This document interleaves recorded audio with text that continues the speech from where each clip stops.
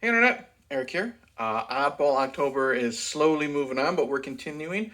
And I thought it would be kind of interesting to go back to a franchise I discussed, or started, I guess. I think it was Monstrous March, where I was discussing monster movies. We're diving headfirst back into the world of Duane and Belial. Today I'm discussing Basket Case 2. Now, if you're new to my channel, welcome. I discuss plot, spoilers, specific scenes, what have you. This came out in 1990, and it starts off right when Basket Case ended. If you remember, if you've seen Basket Case, Belial had lost his mind, started killing people Duane did not want him to kill. They got into a little tussle, and they fell out of the window of their second or third story apartment. And everyone came and saw, and we assumed Belial and Duane were dead. We now start with them both in the hospital. Yes, Duane is all, I guess you'd say, covered up, bandaged up, broken arm, broken leg, and then Belial is being taken care of. And they sneak out of the hospital, and with the help of Granny Ruth, they are taken to her farm where she takes care of other oddities, I guess you would say. And there is a reporter and a photographer trying to find out where Duane and Belial went. That's the basic plot of this.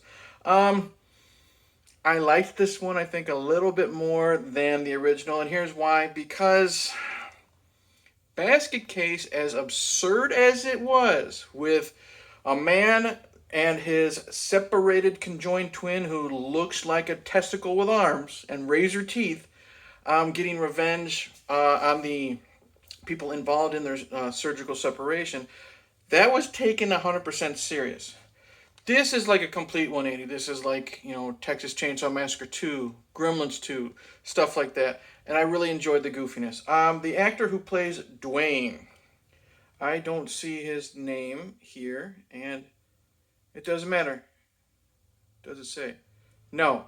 Anyways, I really like the guy who played Duane because he was kind of given more to do. First off, he's given more to do with physical comedy. I like how he literally takes Belial, he shoves him in like those housekeeping carts, you know what I mean, with the trash bags, steals someone's coat, and he's trying to make it look like he works for the hospital and walking out with his leg and arm in a cast. He's walking, like the Frankenstein monster with his face still bandaged up, and he's acting like, no care in the world, no one's gonna figure out what I'm doing. And he goes from happiness, acceptance, and then he's like, I'm no longer a freak because when he meets, uh, yeah, it's Granny Ruth. I keep accidentally thinking to say Granny Boone from 2001 Maniacs.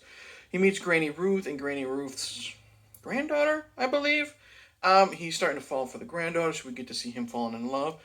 And then by the end of it, he fucking has a psychotic break.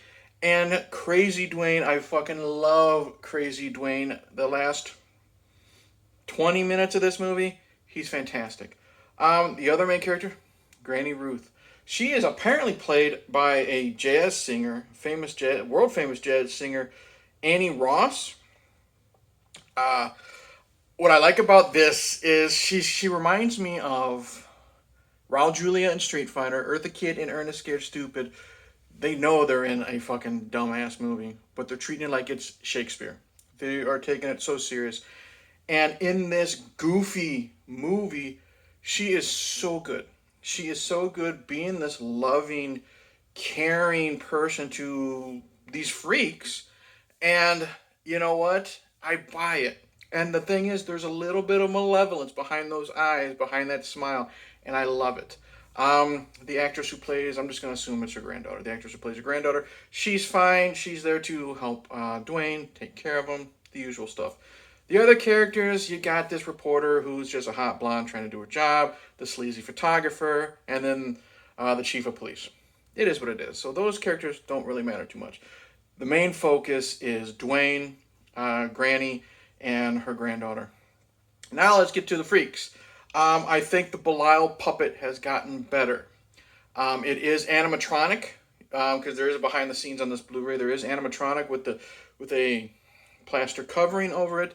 It looks a lot better. It looks a lot fucking goofier. But it moves so much more. There's more personality to it. The eyes still glow red, and it still kind of looks like shit, but the way the mouths move, I really dig it. There's no stop motion when Belial moves. Belial doesn't really move. He just kind of jumps, and again, when he's attacking people, they're holding him type of thing. But I love it. The freaks. Holy shit. Um, excuse me. I don't know who came up with the idea for these freaks. I don't know if they were drunk, stoned, a little bit of everything. You have this little rat boy. So he's like not a dwarf, but he's a short person, 5 foot, with a gigantic rat humanoid face with the big nose and the buck teeth and the ears out to here. You have someone whose head is kind of shaped like a moon. Not necessarily like, what's his name, Max Tonight from McDonald's, where the moon crescent is like sticking out in front of him. It's sticking out to the side. You have someone who's literally a frog person.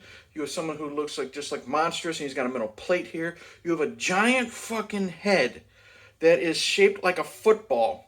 Teeth like piano keys, and he's an opera singer, but the body is super, super, super small. Oh my god, you have this one woman who looks like her head's made out of tree bark, and it goes this high. You have a man with teeth that stick out this way, and they're probably like a foot long. I saw in the credits there's a man with 12 noses. Good God, there's so many freaks, and I love them because they just want to be left alone. They just want to live their life. They just want to find happiness. It's kind of like Todd Browning's Freaks. You know what I mean? They're just born different. They're just ugly as sin, but they just want to live their life, have their tea parties, watch television, and just live with each other in peace and harmony.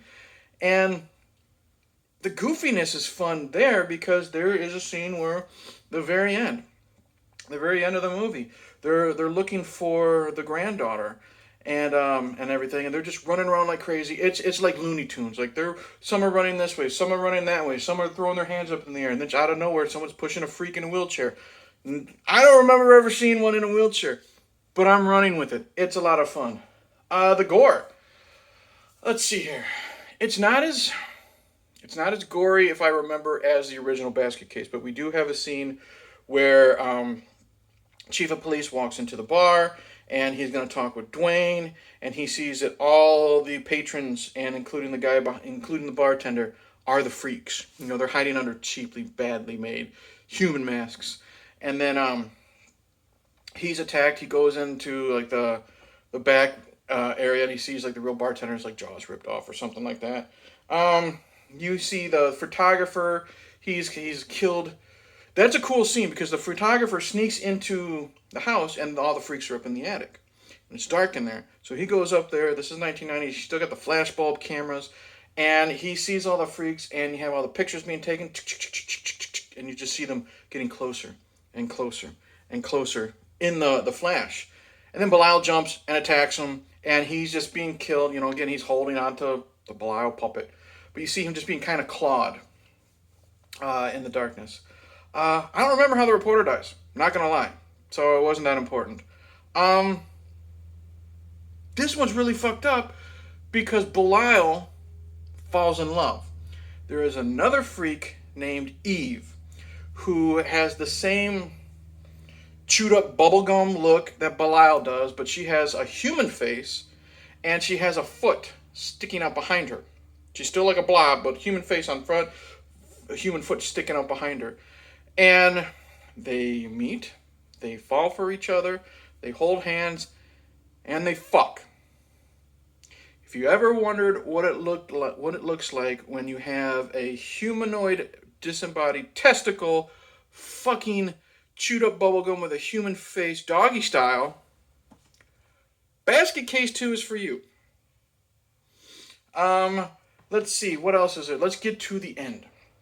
So Duane doesn't consider himself a freak anymore. He has this really good monologue where he's looking into the mirror, and he's naked, and he sees the surgical scars. And that practical effect makeup, even though it's something super simple, just, scars and stuff like that, and like, it looks like open sores, but it's kind of like that, if you're a fan of deathmatch wrestling, after a while, the scar tissue kind of looks like melted candle wax. That looks really good, and he's talking to himself, and he's remembering, he just doesn't want to be a freak anymore. He thinks he's normal. He has nothing to do with any of these other ones. So he goes and talks to the granddaughter, and I said, I don't remember if I even said it in the beginning.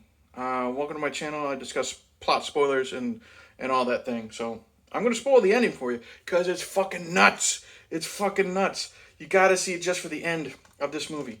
So he is making out with the granddaughter, and he wants to run away with her and start a family. And she says, well, I have to tell you something.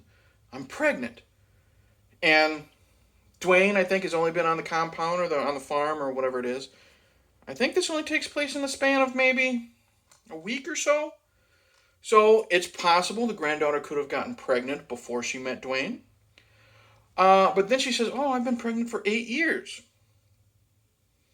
Now we know this is the fucking stinger. You know, we never knew that she was a freak. You know what I mean? Because to my knowledge, Granny has no freak DNA in her either. And they're in the top of the house, second story, call back to the original, and the freaks are outside with Granny, and they're having a little picnic, nighttime picnic, you know, having fun. And Duane freaks out, and she lifts up her shirt, and it's a really cool effect because you've seen the whole person, you know, kind of like in Kevin Bacon, fake body, head through the bed type of thing, you know. She lifts up her shirt, and you see her stomach, and suddenly, it's right here in the back, this fucking thing pops out of her stomach. I don't know if it's like the xenomorph took a lot of meth, you know what I mean? And then went on a coke bend. It looks disgusting and cool at the same time.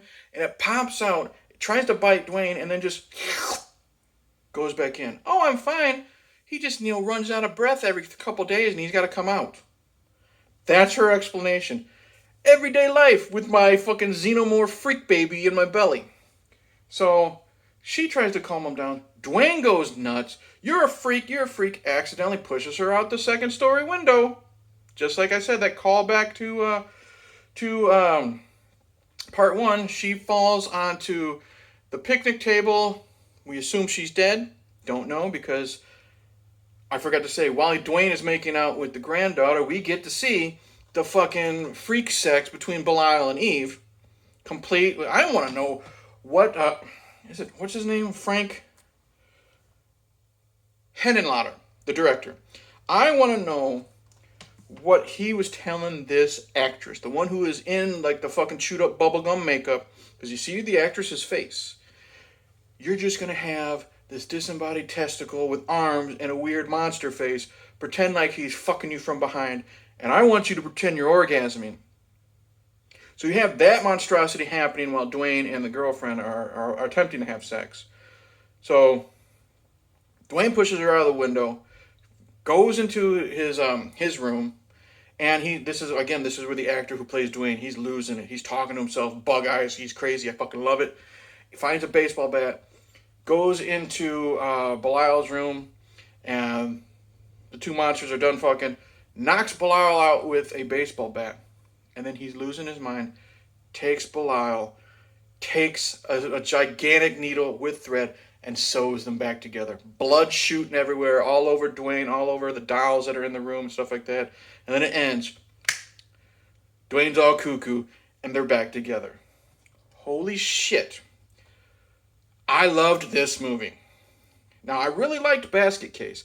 I loved this. I think the absurdity, the whole fucking franchise is going to be absurd. I can't wait till I watch part 3. I liked the craziness, how Duane lost his mind. That actor, I think, has improved. Like, this came out in 1990. I think the first one's from 82 or something like that, early 80s. Let's see. Can you see a picture of the... I love the freaks. Like I said, there's the guy with the metal head. There's the fucking tooth man. I think there's the frog guy in the background. You probably can't see that. But, so I like the look of the freaks. I like how they're just happy-go-lucky dorks, just wanting to have fun. Granny Ruth is so much fun because, again, it's Shakespeare to her. The improved puppetry because of the animatronics on Belial. The absurdity of that fucking sex scene with the two mutants. If you like freaks, if you like the original, if you like it when the tone changes from serious to goofy with a sequel, Basketcase 2 is definitely for you. I had a lot of fucking fun. And that whole last, it might not be 20 minutes, but the whole last 15 minutes, loved it. Fantastic. So much fun. This is a fun factor movie. Yeah, highly, highly recommend Basket Case 2. Gonna jump into Basket Case 3. That is next. The plans to discuss on my channel. And all I know is Eve gets pregnant and Belial has a lot of baby Belials. That's all I remember. So that's it. Thank you for watching. Like and subscribe. Comment below. Have you seen the Basket Case sequels? Have you seen part 2? Am I completely wrong and it's a piece of shit? What am I getting into for part 3? Yeah. What else am I going to discuss for Oddball October? I don't even remember if I said Oddball October in the beginning. If you're still here watching, Oddball October, nothing but weird movies. I didn't explain it. Weird movies, weird plots, weird characters, freaks, that type of theme when it comes to the movies I'm discussing. So up next is Basket Case 3. Still gonna fucking sit down and watch Rat Boy. I think I'm gonna do Videodrome, and we'll see what else I throw in there. Thank you to everyone who has watched my interview with Jewel Denial. It was a lot of fun. And it's not just her, we're not just discussing her time in the adult film industry. We're also talking music. We talk some movies, paranormal experiences that both of us have had. Really cool stuff, really informative stuff. And she was just a cool chick. All right, that's it. Cheers.